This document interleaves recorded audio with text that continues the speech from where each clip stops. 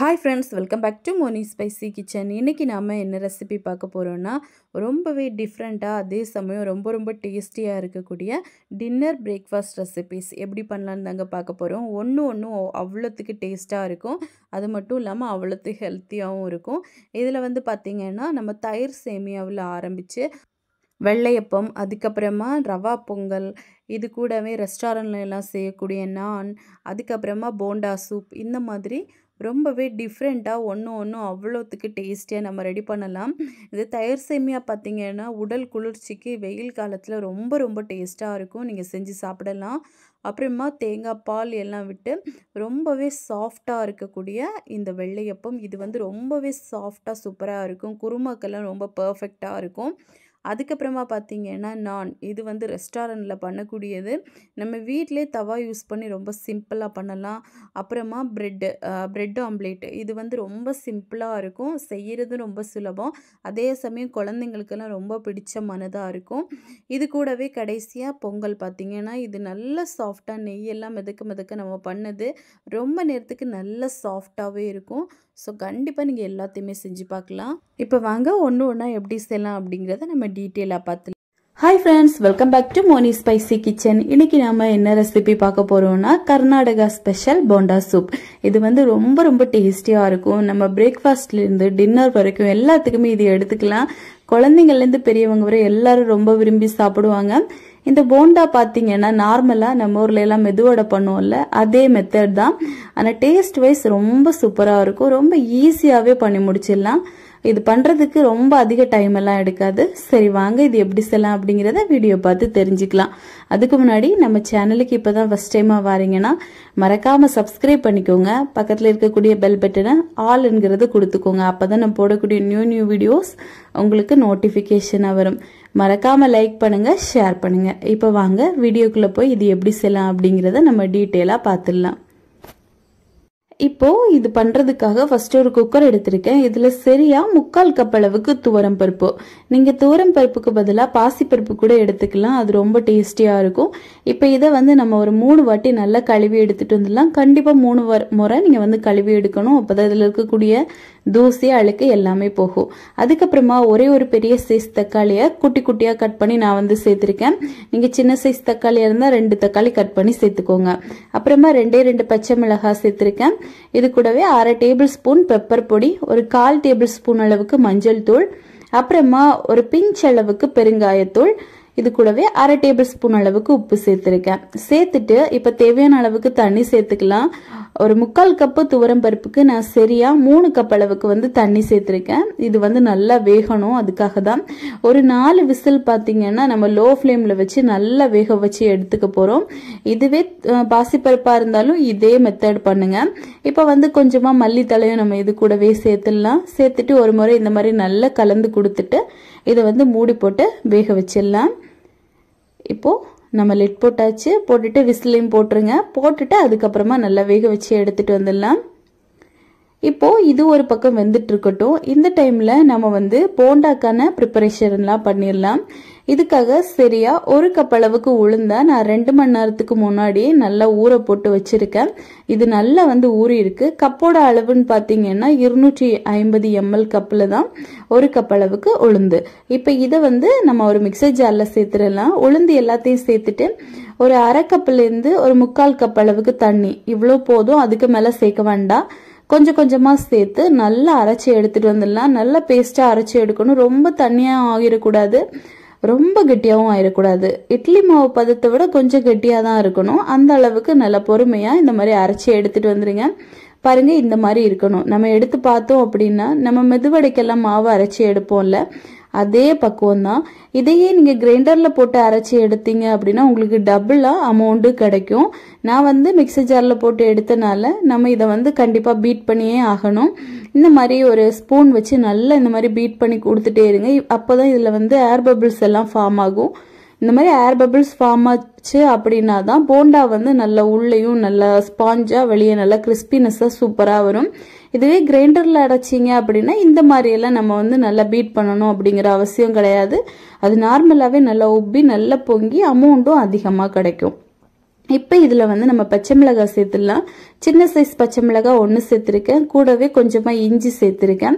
பச்சை மிளகாய் ஏன் கொஞ்சமாக சேர்த்துருக்கேன்னா நம்ம குழந்தைங்களுக்கு கொடுக்குறதுனால காரம் கம்மியாக எடுத்திருக்கேன். நீங்கள் தேவைப்பட்டால் அதிகமாக சேர்த்துக்கலாம். அப்புறமா கொஞ்சமாக கருவேப்பிலை, கொஞ்சமாக புதினா கொத்தமல்லி தழை போட்டுக்கலாம். அப்புறமா ஒரு 10லேருந்து 15 நல்ல மிளகு வந்து சேர்த்துருக்கேன். இது கூட பார்த்தீங்கன்னா ஒரு 1/4 டேபிள் ஸ்பூன் அளவுக்கு நம்ம வந்து சீரகம் சேர்க்கணும். அப்புறமா தேவையான அளவுக்கு உப்பு சேர்த்துக்கலாம். ஒரு 1/2 டேபிள் ஸ்பூன் அளவுக்கு நான் வந்து உப்பு சேர்த்துருக்கேன். இது வந்து சரியான அளவாக இருக்கும். இப்போ இது இவ்வளோ சேர்த்துட்டு நல்லா வந்து கலந்து விடுங்க. இந்த உப்பு, அப்புறமா பச்சை மிளகாய், இஞ்சி, இது எல்லாமே பார்த்தீங்கன்னா எல்லா பக்கமும் நல்லா படணும். அது வரைக்கும் நல்லா இந்த மாதிரி மிக்ஸ் பண்ணி கொடுத்துக்கோங்க. நார்மலாக நம்ம மெதுவடையெல்லாம் பண்ணுவோம்ல, அதே ப்ரொசீஜர் தான். இப்போ நல்லா இந்த மாதிரி கலந்து கொடுத்துக்கோங்க. இப்போ வந்து மாவு ஓரளவுக்கு நல்லா ரெடி ஆயிடுச்சு. இப்போ அவ்வளோதான். இதை வந்து எப்படி போடலாம் அப்படின்னா, கொஞ்சமாக கையில் தண்ணி ஏதாவது தொட்டுட்டு கொஞ்சமாக சின்ன சைஸ் பாலாக இந்த மாதிரி எடுத்து போட்டுக்கோங்க. இதுக்காக தனியாக நம்ம ஸ்பூன் வச்சு தான் போடணும் அப்படிங்கிற அவசியம் இல்லை. கை வச்சு நம்ம போட்டுக்கலாம். இப்போது இதை பொரிச்சு எடுத்துடலாம். அதுக்காக ஒரு கடாயில் கொஞ்சமாக எண்ணெய் சேர்த்துட்டு கொஞ்சம் கொஞ்சமாக இந்த மாதிரி பால்ஸாக நம்ம வந்து போட்டுடலாம். போடும்போது பார்த்தீங்கன்னா இது ஒரே மாதிரி இல்லாமல் அன்ஈவனாக இருக்கிற மாதிரி இருக்கும். ஆனால் கொஞ்சம் நல்லா வெந்து வரும்போது நல்லா ரவுண்ட் ஷேப்பில் போண்டா மாதிரியே வரும். இப்போது கொஞ்சமாக சேர்த்தாச்சு. சேர்த்துட்டு இப்போ திருப்பி திருப்பி போட்டு நல்லா வந்து நம்ம வேக வச்சு எடுக்க போகிறோம். லோ ஃப்ளேமில் வச்சாலே போதும். நம்ம எந்த அளவுக்கு லோ ஃப்ளேமில் வச்சு நல்லா ஃப்ரை பண்ணி எடுக்கிறோமோ அந்த அளவுக்கு வெளியே நல்லா கிறிஸ்பினஸ்ஸாக, உள்ள நல்லா சாஃப்டாக நம்மளுக்கு வந்து போண்டா கிடைக்கும். அதனால நல்லா பொறுமையாக மெதுவாக நீங்கள் வந்து பொரிச்சு எடுத்துக்கோங்க. இப்போ பாருங்க, ஓரளவுக்கு லேசாக ஒரு கோல்டன் கலர் சேஞ்ச் ஆயிடுச்சு. இன்னும் கொஞ்சம் கூட நம்மளுக்கு கலர் சேஞ்ச் ஆகணும். அது வரைக்கும் நல்லா இந்த மாதிரி மிக்ஸ் பண்ணி கொடுத்துட்டே இருங்க. நீங்கள் வந்து நல்லா ஹை ஃப்ளேமில் வச்சுட்டீங்க அப்படின்னா சீக்கிரமாகவே கலர் சேஞ்ச் ஆயிரும். ஆனால் உள்ளே வேகாமலே இருக்கும். அதனால நம்மளுக்கு இந்த போண்டா வந்து பொரிச்சு எடுக்கும்போது கண்டிப்பாக பொறுமை முக்கியம். நல்லா வந்து மெதுவாக பொறுமையாக இருந்து இந்த மாதிரி பொரிச்சு எடுங்க. இப்போ பாருங்கள், ஓரளவுக்கு நல்லா வெந்துருச்சு. இப்போ இதை நம்ம வந்து வெளியே எடுத்துடலாம். வெளியே எடுத்துட்டு இந்த மாதிரி டிஷ்யூவில் போட்டு வச்சுட்டீங்க அப்படின்னா இதில் இருக்கக்கூடிய எக்ஸஸாக இருக்கக்கூடிய ஆயில் எல்லாம் வெளியே வந்துடும். இப்போ பருப்பு வேக வச்சிருந்தோம்ல, இது நல்லா 4 விசில் அடிச்சு நல்லா குழைவா வெந்து வந்திருக்கு. இப்போ நம்ம குக்கரை விசில் எடுத்துட்டு அதுக்கப்புறமா ஓப்பன் பண்ணிடலாம். ஓப்பன் பண்ணிட்டு இந்த பருப்பை வந்து நல்லா இந்த மாதிரி கடைஞ்சி விட்டுக்கோங்க. அப்பதான் இது வந்து நல்லா மசியும். நல்லா மசியணும் பருப்பு, அப்புறமா தக்காளி, நம்ம சேர்த்த அந்த பச்சை மிளகாய், இது எல்லாம் நல்லா இந்த மாதிரி மசிய வரணும். அது வரைக்கும் நல்லா இந்த மாதிரி கலந்து கொடுத்துக்கோங்க. இப்போ பாருங்க, சூப்பரா ரெடி ஆயிடுச்சு. இனிமே ஸ்டவ் ஆன் பண்ணிட்டு ஒரு கடாயில ஒரு 2 டேபிள் ஸ்பூன் எண்ணெய் சேர்த்துட்டு 1/2 டேபிள் ஸ்பூன் கடுகு சேர்த்திருக்கேன். ஒரு 1/4 டேபிள் ஸ்பூன் அளவுக்கு சீரகம் சேர்த்திருக்கேன். அப்புறமா கொஞ்சம் ஒரு பிஞ்ச் அளவுக்கு மட்டும் வெந்தயம் சேர்த்தா போதும். சேர்த்துட்டு கொஞ்சமா வரமிளகாய், ஒரு 3 வரமிளகாய் வந்து சேர்த்திருக்கேன். இது கூடவே ஒரு கைப்பிடி அளவுக்கு கருவேப்பிலை, நல்லா ஃப்ரெஷ்ஷான கருவேப்பிலையை எடுத்துக்கோங்க. இப்போ இது இவ்வளோ சேர்த்துட்டு இதை நல்லா ரோஸ்ட் பண்ணிடலாம். நல்லா லோ ஃப்ளேமில் வச்சு இந்த மாதிரி நல்லா கலந்து கொடுங்க. அப்போ தான் இந்த சீரகம் எல்லாமே நல்லா வந்து ப்ரௌன் கலர் ஆகாமல் இருக்கும். அதுக்கப்புறமா நம்ம வந்து கரைச்சி வச்சுருக்கோம்ல அந்த பருப்பு, அதை அப்படியே இதில் வந்து சேர்த்துடலாம்.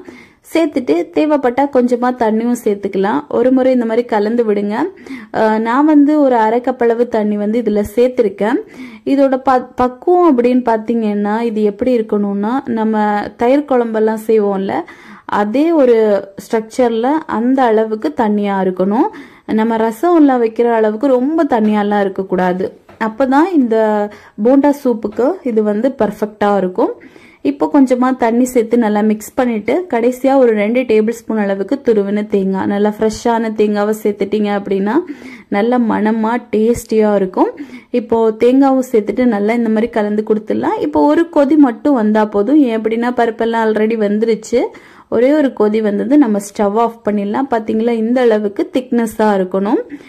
ரொம்ப திக்னஸும் இருக்கக்கூடாது, நல்ல தண்ணியாகவும் இருக்கக்கூடாது, இந்த அளவுக்கு இருக்கணும். இப்போ நம்ம ஸ்டவ் ஆஃப் பண்ணிடலாம். இப்போ அவ்வளோதாங்க. இனிமேல் நம்ம இதை வந்து எப்படி ப்ரிப்பரேஷன் பண்ணலான்னு பார்த்துடலாம். இதுக்காக ஒரு பவுலில் கொஞ்சமாக நம்ம வந்து ரெடி பண்ண அந்த பருப்பு கிரேவி சேர்த்துட்டு உள்ளே வந்து இந்த போண்டாவையும் வச்சுருங்க. வச்சுட்டு கண்டிப்பாக ஒரு 1 ஹவராவது அப்படியே விட்டுருங்க. அப்போ தான் இது நல்லா வந்து ஊறி இருக்கும் இந்த சூப் கூட. நான் பார்த்தீங்கன்னா உடனேவே உங்களுக்கு கட் பண்ணி காமிச்சிருப்பேன். ஆனால் நீங்கள் வந்து ஒரு 1 ஹவர் 2 ஹவர் விட்டுட்டு அதுக்கப்புறமா கொஞ்சம் சூடு பண்ணிவிட்டு எடுத்து சாப்பிட்டீங்க அப்படின்னா அவ்வளோத்துக்கு சாஃப்டாக அவ்வளோத்துக்கு சூப்பராக இருக்கும். இது வந்து நீங்கள் பிரேக்ஃபாஸ்ட்டுக்கு எடுத்துக்கலாம், டின்னருக்கு எடுத்துக்கலாம், குழந்தைங்களுக்கு லஞ்ச் பாக்ஸ் கூட கொஞ்சமாக வச்சு கூட கொடுத்து விடலாம். ரொம்ப ஹெல்த்தியாக இருக்கும், ரொம்ப ரொம்ப டேஸ்டியாக இருக்கும். இது கண்டிப்பாக நீங்களும் இது உங்கள் வீட்டில் செஞ்சு பார்த்துட்டு எப்படி இருந்துச்சுன்னு மறக்காமல் கமெண்ட் பண்ணுங்கள். இன்னைக்கு நம்ம சேனலில் ரெஸ்டாரண்ட்டில் செய்யக்கூடிய நான் எப்படி செய்யலாம்னு நாங்கள் பார்க்க போகிறோம். இது ரொம்ப ரொம்ப சாஃப்டாக ரொம்பவே டேஸ்டியாக இருக்கும். இது பெர்ஃபெக்டாக நம்ம வீட்லேயும் செய்யலாம். இதுக்காக நம்ம இன்னைக்கு கடைகளில் செய்யக்கூடிய மெத்தட்லாம் பண்ண போகிறது கிடையாது. வீட்டில் இருக்கக்கூடிய தவாவை பயன்படுத்தி தான் பண்ணியிருக்கோம். இது தந்தூரி சிக்கன் கூட எல்லாம் வச்சு சாப்பிட அவ்வளோ டேஸ்டியாக இருக்கும். ஸோ கண்டிப்பாக நீங்கள் இதை வந்து வீட்டில் ட்ரை பண்ணி பார்க்கலாம். ரொம்ப சிம்பிள் தான். நீங்கள் கடைகள் எல்லாம் அதிக காஸ்ட்லி கொடுத்து வாங்குவீங்க. ஆனால் இது நம்ம வீட்டிலே சிம்பிளான முறையில் ரொம்ப டேஸ்டியாக வந்து ரெடி பண்ணி எடுத்துக்கலாம். சரி வாங்க இது எப்படி செய்யலாம் அப்படிங்கிறத நம்ம வீடியோ பார்த்து தெரிஞ்சுக்கலாம். பார்த்தீங்கன்னா ஒரு குட்டியான பவுல் எடுத்திருக்கேன். இதில் சரியா அரை கப் அளவுக்கு வெது வெதுப்பான தண்ணி வந்து சேர்க்கணும். இது வந்து கொஞ்சம் சூடான தண்ணி. இது வந்து சரியா அரை கப் அளவு சேர்த்துருக்கேன். இது கூடவே பார்த்தீங்கன்னா இன்ஸ்டன்ட் ஆக்டிவ் ட்ரை ஈஸ்ட் இது வந்து நம்ம சேர்த்துக்கணும். சரியா 1 டேபிள் ஸ்பூன் அளவுக்கு சேர்த்துக்கோங்க.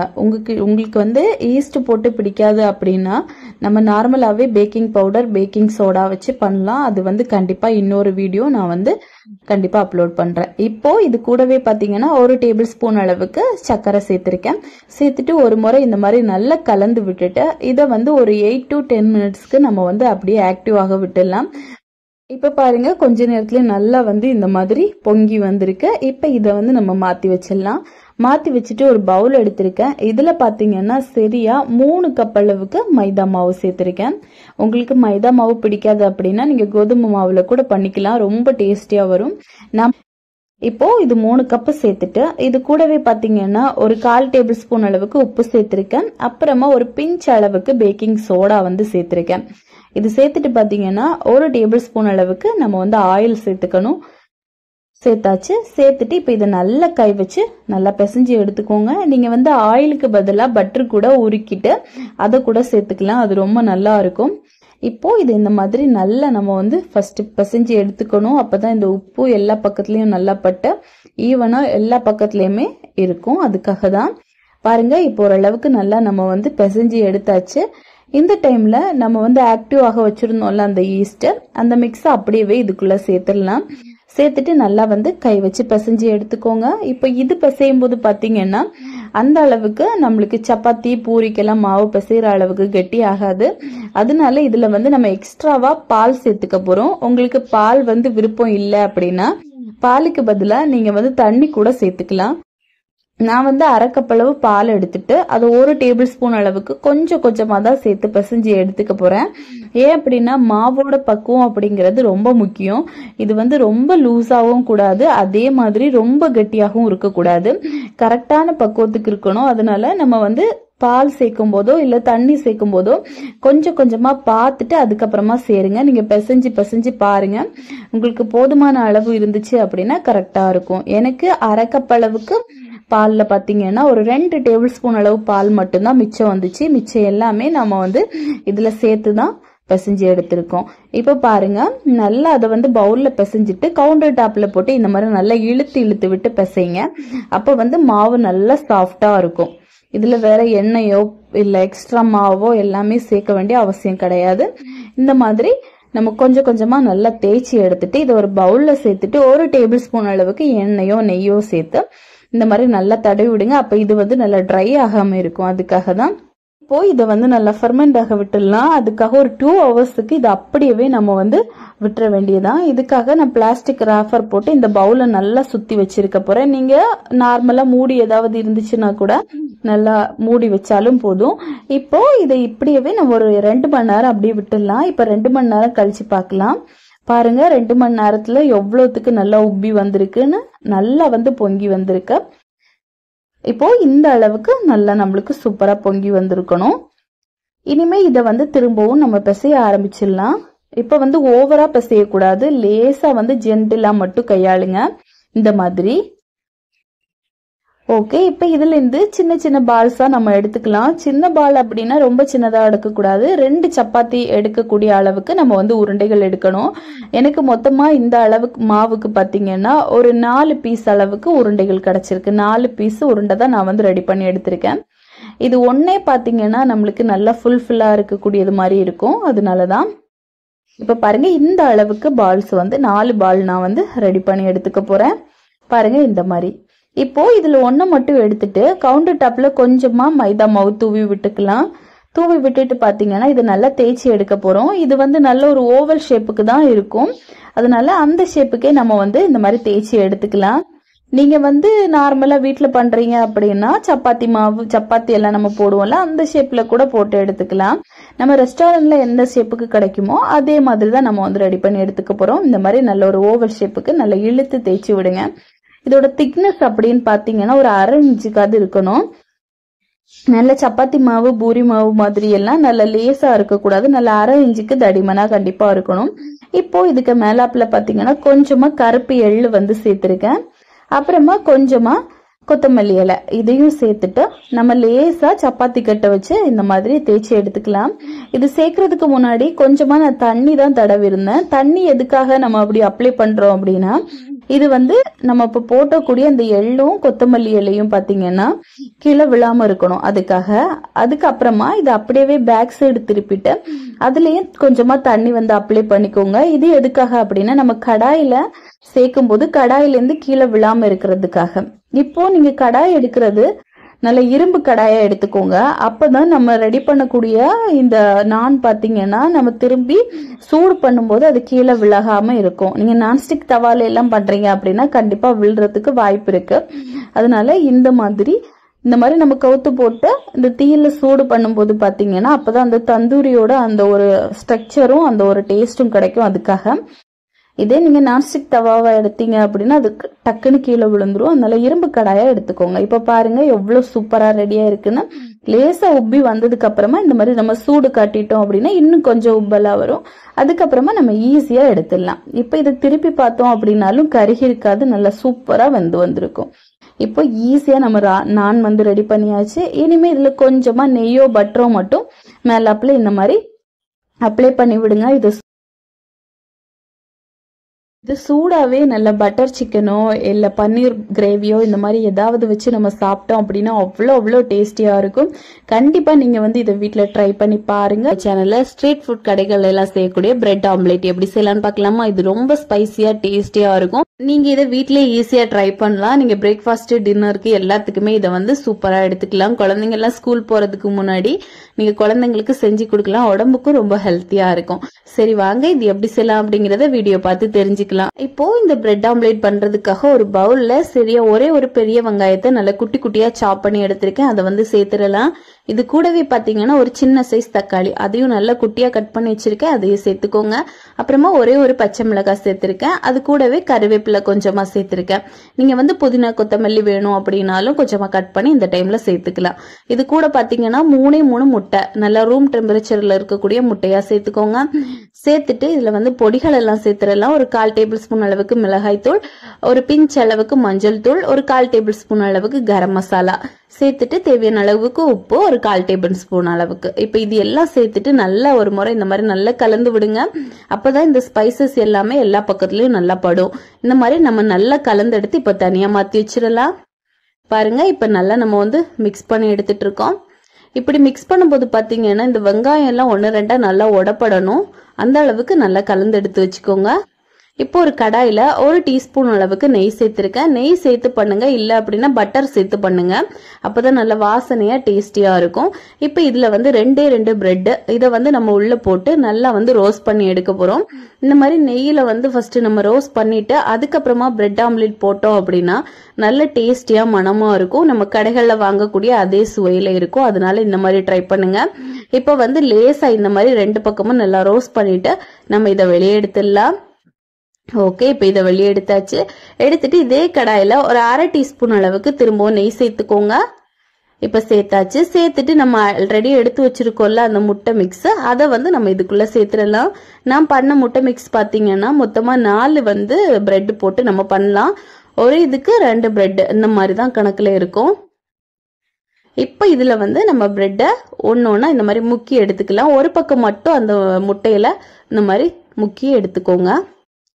எடுத்துட்டு இப்போ ஒரு 3/4 பாகம் லேசா வேக விட்டுடலாம் லோ ஃப்ளேம்ல. வெந்ததுக்கு அப்புறமா நம்ம திருப்பி போடணும். அதாவது ஆல்ரெடி நம்ம முன்னாடி முட்டையில வந்து ஸ்டஃப் பண்ணி எடுத்தது பேக் சைடு வரணும், மற்ற பக்கம் வந்து உள் சைடு வரணும். இந்த மாதிரி போட்டுக்கோங்க. போட்டுட்டு லேசா இந்த மாதிரி அழுத்தி விடுங்க. அழுத்தி விட்டுட்டு இந்த மாதிரி எந்த டைப்ல நான் எடுத்து மாத்தி போடுறேனோ அதே மாதிரி மாத்தி போடுங்க. அப்பதான் அந்த முட்டை வந்து அங்கங்கேயே கீறல் விழாம வரும். இப்ப அவ்வளவுதான்.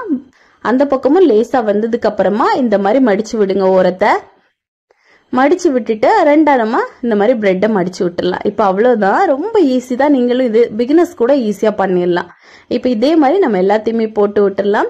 அதுக்கப்புறமா உங்களுக்கு எந்த ஷேப்புக்கு வேணுமோ நீங்க வந்து அந்த ஷேப்ல கட் பண்ணி எடுத்துக்கலாம். இது நாலு பீஸா கூட நம்ம வந்து கட் பண்ணி எடுத்துக்கலாம். நான் வந்து இந்த மாதிரி 2ஆ கட் பண்ணி எடுத்திருக்கேன்.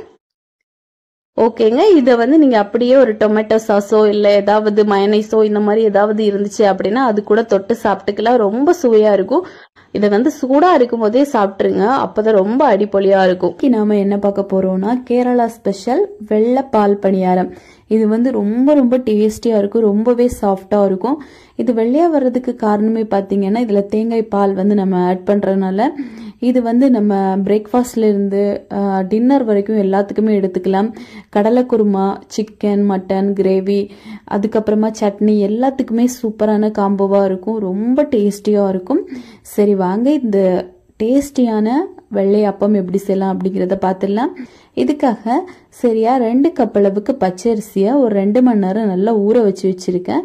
இப்போ இதை வந்து நம்ம மாற்றி வச்சிடலாம். இப்போ ஒரு பவுலில் சரியா 1/2 கப் அளவுக்கு அவல், வெள்ளை அவல் தான் எடுத்துக்கணும். இதுவே நம்ம கலர் அவல் சேர்த்தோம் அப்படின்னா அந்த பணியாரம் வந்து லேசாக கலர் சேஞ்ச் ஆகும். அதனால தான் உங்ககிட்ட அவல் இல்லை அப்படின்னா ஒரு 1/2 கப் அளவு சாதம் நீங்கள் எடுத்தாலும் போதும். இப்போ இதை வந்து ஒரு 2 நிமிஷம் தண்ணியில் நல்லா ஊற வச்சிடலாம். இது நல்லா ஊறிட்டு இருக்கட்டும்.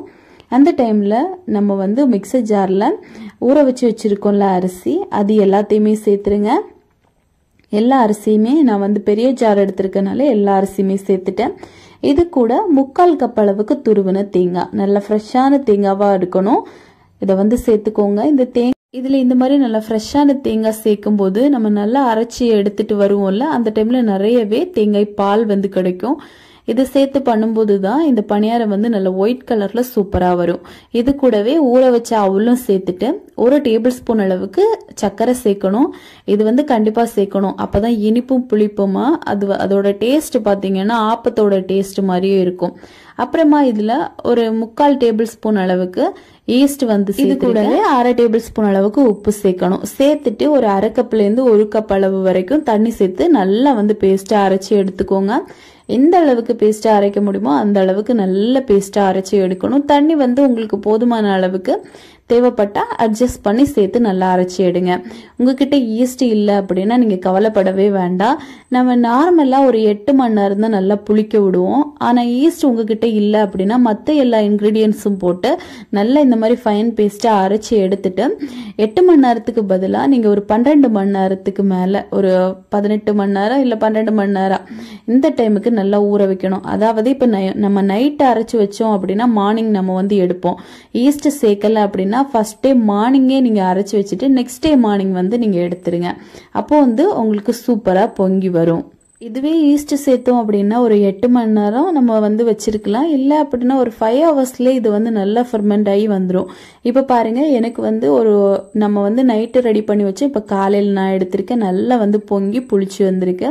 இப்போ இதில் ஒரு 2 டேபிள் ஸ்பூன் அளவுக்கு கூட நம்ம தண்ணி சேர்க்கலாம். ஆப்ப மாவு எந்த பக்கத்து இருக்கணுமோ அந்த அளவு கொஞ்சம் தின்னாதான் இருக்கணும். இந்த அளவுக்கு நம்ம இந்த மாதிரி நல்லா வந்து மாவை கலந்தெடுத்து வச்சிடலாம். இப்போ அவ்வளோதாங்க. இப்போ சூப்பராக மாவு வந்து பர்ஃபெக்டாக ரெடி ஆயிடுச்சு. இனிமேல் குழிப்பணியார கல் எடுத்து நம்ம வச்சுட்டு இதில் கொஞ்சமாக ஆயில் மட்டும் சேர்த்துருக்கேன். சேர்த்துட்டு ஒரு 3/4 பாகம் இருக்கிற அளவுக்கு இந்த மாதிரி மாவு வந்து சேர்த்துருங்க. சேர்த்துட்டு நல்லா லோ ஃப்ளேமில் தான் வைக்கணும். ஹை ஃப்ளேமில் வச்சுட்டீங்க அப்படின்னா லேசாக ஒரு ப்ரௌன் கலர் வர ஆரம்பிக்கும். அதனால லோ ஃப்ளேமில் வச்சு இந்த மாதிரி மூடி போட்டு ஒரு நிமிஷம் மட்டும் வேக வைங்க. அதுக்கப்புறமா நம்ம சூப்பராக திருப்பி போட்டுடலாம். இப்போ திருப்பி போடும்போதும் பார்த்தீங்கன்னா ஒட்டாம சூப்பராக வரும். அது மட்டும் இல்லாமல் எந்த ஒரு கலருமே சேஞ்ச் ஆகிருக்காது. நல்ல பால் மாதிரி வெள்ளை கலராக சூப்பராக இருக்கும். பாருங்க இந்த மாதிரி. இது ரொம்ப ஈஸி தான் பண்ணுறதும். ஆனால் வந்து பர்ஃபெக்டாக வரும். நீங்கள் வந்து குழந்தைங்களுக்கெல்லாம் இந்த மாதிரி செஞ்சு கொடுத்தீங்கன்னா ரொம்ப விரும்பி சாப்பிடுவாங்க. டேஸ்ட் வைஸ் பார்த்தீங்க அப்படின்னா நம்ம வந்து ஆப்பம் சாப்பிடுவோம்ல, அந்த டேஸ்ட்டும் ஊத்தப்பத்தோட டேஸ்ட்டும் கலந்த மாதிரி இருக்கும். ரொம்ப ரொம்ப சுவையாக இருக்கும். இப்போ இதே மாதிரி நம்ம திருப்பி போட்டுட்டு ஒரு 2 நிமிஷம் கூட வேக வச்சுட்டு நம்ம வந்து எடுத்துடலாம். பாருங்க எந்த அளவுக்கு சூப்பராக வந்திருக்குன்னு. கலர் எதுவும் சேஞ்ச் ஆகாமல் உள்ளேயும் நல்லா வெளியேயும் நல்லா வந்து வெந்து வந்திருக்கு. நல்லா சாஃப்டாக இருக்கும். இப்போ அவ்வளோதான். இதே மாதிரி நம்ம எல்லா பேட்சையுமே போட்டு வந்து நல்லா வேக வச்சு எடுத்துடலாம். இப்போ பாருங்க சூப்பராக வந்திருக்கு. இது இலகி வாரது கூட பார்த்தீங்கன்னா ரொம்ப ஈஸியாக இருக்கும். இப்போ அவ்வளோதான். நம்மளோட ரொம்ப ரொம்ப டேஸ்டியான சூப்பரான பிரேக்ஃபாஸ்ட் வந்து ரெடி ஆயிடுச்சு. இது வந்து ரொம்ப டேஸ்டியாக இருக்கும். கண்டிப்பாக நீங்கள் வந்து இதை உங்கள் வீட்டில் ட்ரை பண்ணி பாருங்கள். Hi friends, welcome back to Moni spicy kitchen. இன்னைக்கு நாம என்ன ரெசிபி பார்க்க போறோம் அப்படின்னா ஹோட்டல் ஸ்டைல்ல ரவா பொங்கல். இது ரொம்ப ரொம்ப சாஃப்டா நல்ல டேஸ்டியா இருக்கும். இந்த ரவா பொங்கல் பாத்தீங்க அப்படின்னா நம்ம வந்து நீண்ட நேரத்துக்கு இதே சாஃப்ட்னஸோட எப்படி இருக்கணும் அப்படிங்கறதும் நான் இதுல டீட்டெயிலா சொல்லியிருக்கேன். ரவா அப்படின்னாலே கண்டிப்பா நிறைய பேருக்கு பிடிக்காது. ஆனா இந்த மாதிரி நீங்க வீட்டுல ட்ரை பண்ணி கொடுங்க, கண்டிப்பா விரும்பி சாப்பிடுவாங்க. அது மட்டும் இல்லாம கேட்டு வாங்கி சாப்பிடுவாங்க. அந்த அளவுக்கு சுவையா இருக்கும். நெய் மணக்க மணக்க சூப்பரா நம்ம இது எப்படி செய்யலாம் அப்படிங்கறத இப்ப பாத்துடலாம். செய்யறதுக்காக ஒரு கடாய் எடுத்திருக்கேன். இதுல சரியா 1 டேபிள் ஸ்பூன் அளவுக்கு நெய் சேர்த்திருக்கேன். இந்த நெய்ல பாத்தீங்கன்னா சரியா 1 கப் அளவுக்கு ரவையை வந்து நல்லா ரோஸ்ட் பண்ணி எடுக்க போறோம்.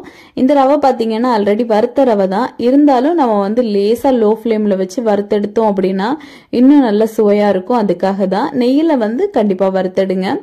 இந்த மாதிரி நல்ல லோ ஃபிளேம்ல வச்சுட்டு இந்த நெய் வந்து எல்லா பக்கமும் நல்லா பட்டு நல்லா வந்து மிக்ஸ் ஆகணும். அது வரைக்கும் நல்லா இந்த மாதிரி கலந்து கொடுத்துட்டே இருங்க. ஓரளவுக்கு வறுப்பட்டா போதும். நல்ல கலர் எல்லாம் சேஞ்ச் ஆக விட்டுறக்கூடாது. இந்த மாதிரி நல்ல ஒயிட் கலர்ல தான் இருக்கணும். இப்ப பாருங்க ஓரளவுக்கு நல்லா வறுப்பட்டுருச்சு. இப்ப இதை வந்து மாத்தி வச்சுட்டு அதே கடாயில ஒரு 2 டேபிள் ஸ்பூன் அளவுக்கு ரிஃபைனட் ஆயில் தான் நான் சேர்த்திருக்கேன். இது கூடவே பாத்தீங்கன்னா 1 டேபிள் ஸ்பூன் அளவுக்கு நெய் சேர்த்துக்கலாம். நீங்க வந்து ஆயில் சேர்க்காம மொத்தமாவே நெய்யிலையும் செய்யலாம். அது ரொம்ப ரொம்ப டேஸ்டியா இருக்கும். இப்ப இதுல ஒரு 1/2 டேபிள் ஸ்பூன் அளவுக்கு நல்ல மிளகு சேர்த்துக்கலாம். இது கூடவே ஒரு 1/2 டேபிள் ஸ்பூன் அளவுக்கு சீரகம் சேர்த்துக்கலாம். அப்புறமா இஞ்சி, இது வந்து ஒரு சின்ன துண்டு இஞ்சி, அதை வந்து சின்ன சின்னதா கட் பண்ணி சேர்த்திருக்கேன். அப்புறமா ஒரே ஒரு பச்சை மிளகாய், அதையும் சேர்த்துக்கலாம். அப்புறமா முந்திரி கொஞ்சமா கையில எடுத்திருக்கேன். இது இவ்வளோத்தையும் நம்ம சேர்த்துக்கலாம். அப்புறமா பாத்தீங்கன்னா கடைசியா கருவேப்பிலை, இது இவ்வளோத்தையும் சேர்த்துட்டு நல்லா வந்து வதக்கி விட்டுக்கோங்க. அதுக்கு முன்னாடி இதுல கொஞ்சமா காயப்பொடி சேர்த்துக்கலாம். ஒரு பிஞ்ச் அளவுக்கு மட்டும் காயத்தூள் சேர்த்துட்டு நல்லா இந்த மாதிரி வறுத்தெடுங்க. இது எல்லாமே பாத்தீங்கன்னா இந்த நெய் எண்ணெயில பாத்தீங்கன்னா கொஞ்ச நேரம் நல்லா வறுப்படட்டும். கொஞ்சம் நல்லா இந்த மாதிரி ரோஸ்ட் ஆனதுக்கு அப்புறமா நம்ம இதுல வந்து தண்ணி சேர்த்துக்க போறோம். 1 கப் ரவைக்கு சரியா 3 கப் அளவு தண்ணி நம்ம கண்டிப்பா சேர்க்கணும். பொங்கல் அப்படின்னாலே நம்ம 3 கப் தண்ணி சேர்க்கணும். இதே உப்புமா அப்படின்னா அதுக்கு வேற மெத்தட் வந்து செய்யணும். இப்ப இதுல சரியா 3 கப் அளவு தண்ணி சேருங்க. சேர்த்துட்டு இப்ப இதை நல்லா கொதிக்க விட்டுடலாம். இந்த அளவு நல்லா கொதிச்சதுக்கு அப்புறமா ஒரு 1/2 டேபிள் ஸ்பூன் அளவுக்கு நம்ம உப்பு சேர்த்துக்கலாம். அப்புறமா இது வந்து பாசி பருப்பு, இதை நல்லா குக்கர்ல போட்டு வேக வச்சு எடுத்திருக்கேன். சரியா 1/4 கப் அளவு நம்ம வந்து சேர்த்துக்கணும். பாசி பருப்பு வந்து நல்லா வறுத்துட்டு அதுக்கப்புறமா நீங்க வந்து குக்கர்ல போட்டு வேக வச்சு எடுங்க. பாசி பருப்பு சேர்த்து பொங்கல் பண்ணோம் அப்படின்னா தான் ரொம்ப ரொம்ப டேஸ்டியா இருக்கும். அதுக்காக நம்ம கண்டிப்பா சேர்த்துதான் ஆகணும். இப்போ கடைசியா பாசிப்பருப்பு சேர்த்ததுக்கு அப்புறமா ஒரு கொதி வந்ததும் இதுல வந்து நம்ம ரவையை சேர்த்துடலாம். ரவையை சேர்க்கும் போது ஸ்டவ்வை வந்து நல்லா லோ ஃபிளேம்ல வச்சுட்டு அதுக்கப்புறமா சேருங்க. சேர்த்துட்டு உடனே கிளறி கொடுத்துட்டே இருங்க. இல்ல அப்படின்னா கட்டிப்பட ஆரம்பிக்கும். இந்த மாதிரி கிளறி கொடுத்துட்டே இருக்கணும். இனிமே பாத்தீங்கன்னா ஒரு நிமிஷத்துக்கு மட்டும்தான் நம்ம ஸ்டவ் ஆன்ல வச்சிருக்கணும், லோ ஃபிளேம்ல. அதுக்கப்புறமா ஆஃப் பண்ணிருங்க. இப்ப நான் வந்து இதை ஆஃப் பண்ணிட்டேன். இது இப்பவே நல்லா கெட்டியாக ஆரம்பிக்கும். நம்ம ஸ்டவ்வை வந்து ஆன்ல வச்சுட்டோம் அப்படின்னா ரொம்ப கெட்டிப்பட்டுரும். அப்புறமா நம்மளுக்கு எடுக்க முடியாது.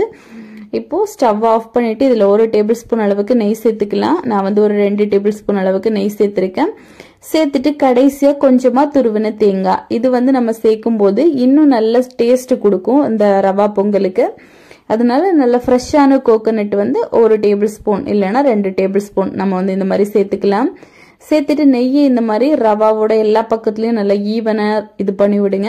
அப்ப இது கொஞ்ச நேரம் அப்படியே இருந்தாலும் இது நல்லா ட்ரை ஆகாம இருக்கும். அதுக்காக தான். இனி இதுக்காக சின்னதா ஒரு சட்னி ரெடி பண்ணிடலாம். அதுக்காக ஒரு மிக்சர் ஜார் எடுத்துட்டு ஒரு 1/4 கப் அளவு துருவின தேங்காய், இது கூடவே பாத்தீங்கன்னா ஒரே ஒரு பச்சை மிளகாயை சின்னதா கட் பண்ணி எடுத்திருக்கேன், அதை சேர்த்துக்கலாம்.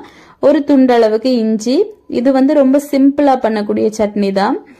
அப்புறமா இதில் கொஞ்சமாக கருவேப்பிலை, இது கூடவே ஒரு 1/2 டேபிள் ஸ்பூன் அளவுக்கு உப்பு. தேவைப்பட்டால் நீங்கள் புளி சேர்த்துக்கலாம், பொட்டுக்கடலை சேர்த்துக்கலாம். நான் வந்து இதில் கொஞ்சமாக தண்ணி மட்டும் சேர்த்து நல்லா அரைச்சி எடுத்துகிட்டு வந்துட போகிறேன். ஈஸியாக நம்மளுக்கு சட்னி வந்து ரெடி ஆயிடுச்சு. இதில் தேவைப்பட்டால் நீங்கள் தாளித்து விட்டுக்கலாம். நான் வந்து தாளிக்கலை. நம்ம தாளிக்காமலே ரொம்ப சுவையாக இருக்கும். இப்போ பாருங்க, ரவா வந்து நம்ம ரெடி பண்ணி ஒரு 5 மினிட்ஸ் கிட்ட ஆயிடுச்சு. இன்னமும் அதே சாஃப்டோட தான் இருக்குது. இது அப்படியே தாங்க இருக்கும். சூடு ஆற ஆற கொஞ்சம் சாஃப்ட்னஸ் குறையும். அதனால சூட்டோடய நல்லா வந்து பரிமாறிடுங்க. இப்போ லேசாக இந்த மாதிரி நம்ம வந்து கிளறி கொடுத்துக்கலாம். அதுக்காக ரொம்ப போட்டு கிளறிடக்கூடாது. அப்புறமா நல்லா பசை மாதிரி ஒட்ட ஆரம்பிக்கும். இந்த மாதிரி லேசாக கிளறி கொடுங்க. கிளறி கொடுத்துட்டு நீங்கள் எந்த அளவுக்கு நெய் சேர்க்குறீங்களோ அந்த அளவுக்கு ரொம்ப சூப்பராக இருக்கும். ஒரு 1/4 கப் அளவு தேவைப்பட்டால் கூட நீங்கள் நெய் சேர்த்துக்கலாம். இப்போ கொஞ்சமாக நம்ம இந்த மாதிரி ஸ்பூனில் எடுத்து வச்சோம் அப்படின்னா நல்லா வலிக்கிட்டு வர மாதிரி இருக்கும். அந்த அளவுக்கு ரொம்ப சாஃப்டாக, சாப்பிடும்போதும் பார்த்தீங்க அப்படின்னா வாயிலே கரைஞ்சி போகிற மாதிரி இருக்கும். ரொம்ப ரொம்ப சுவையாக இருக்கும். இந்த ரவா பொங்கலுக்கு பார்த்தீங்கன்னா நீங்கள் சாம்பார், அப்புறமா இந்த மாதிரி சட்னி எல்லாமே ரொம்ப காம்பினேஷனாக இருக்கும்.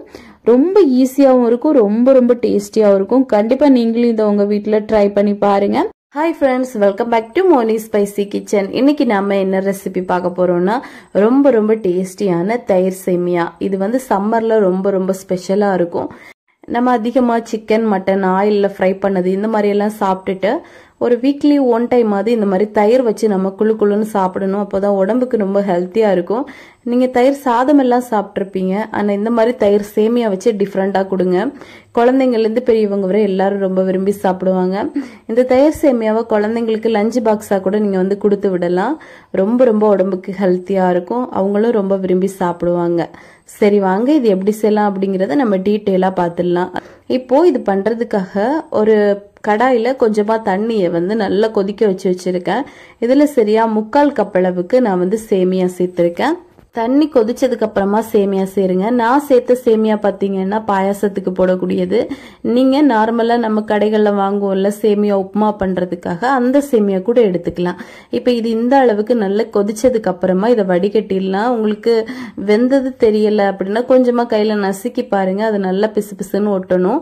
அப்போ வந்து சூப்பராக வெந்திருக்குன்னு அர்த்தம். இப்போ இது நல்லா வடிகட்டிட்டு இதில் வந்து நல்லா ஜில்லுன்னு இருக்கக்கூடிய தண்ணி சேருங்க.